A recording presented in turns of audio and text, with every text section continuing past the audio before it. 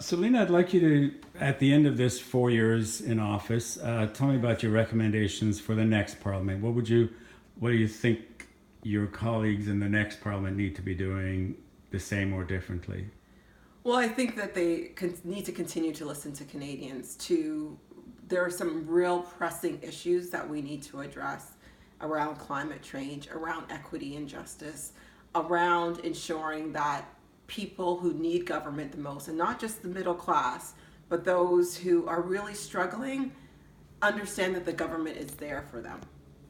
And that is why I was there. That's what I've done in And recent. is it hard to remember that in the cut and thrust because do parties and everybody get carried off course? Is that I think they can get carried off course, but I think one of the things that I brought to Parliament was staying authentic and pushing in ways that we should push our governments.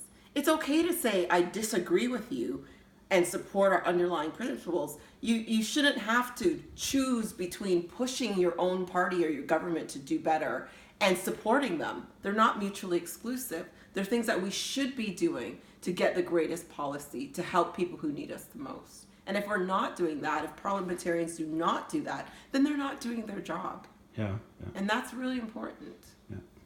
Now, we're talking here at your home in Whitby. Yes. And I'm noticing there's a lot of interesting stuff here on the walls. I wonder if you could take us through a couple of things. I'm Take noticing you this, back. this copy of magazine with Barack Obama. Yeah, so that was the state visit with the president and prime minister. I got invited to that.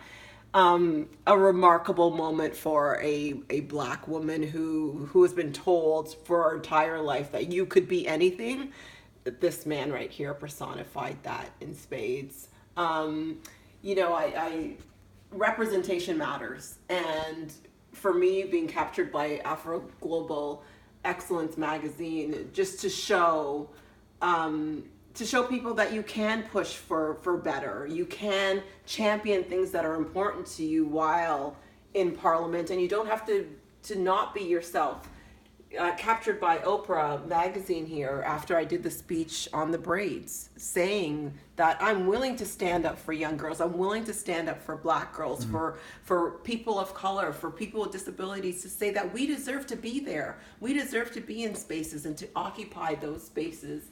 And then, this is, just a trajectory of my life, front cover of the Globe and Mail and U of T magazine. And I think this right here with the Hill Times, when I decided to leave my role as parliamentary secretary, to tell people that sometimes leaving is one of the most important decisions and most courageous decisions that we can make. There's a story here, and I hope to be able to tell it one day.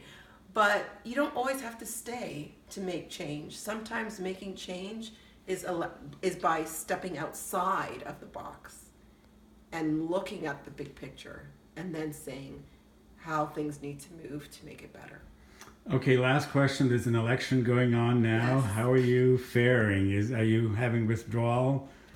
Are you missing it? I am missing it tremendously. I've been not feeling my best. I want to get in there. I want to sort of say things and do things, but I don't want to unduly influence Canadians. I want them to really take the time to understand how powerful their voice is and how powerful their vote is. And they need to use it to decide who is going to best govern Canada in the 43rd Parliament. Okay. Thank you very much. Thank you.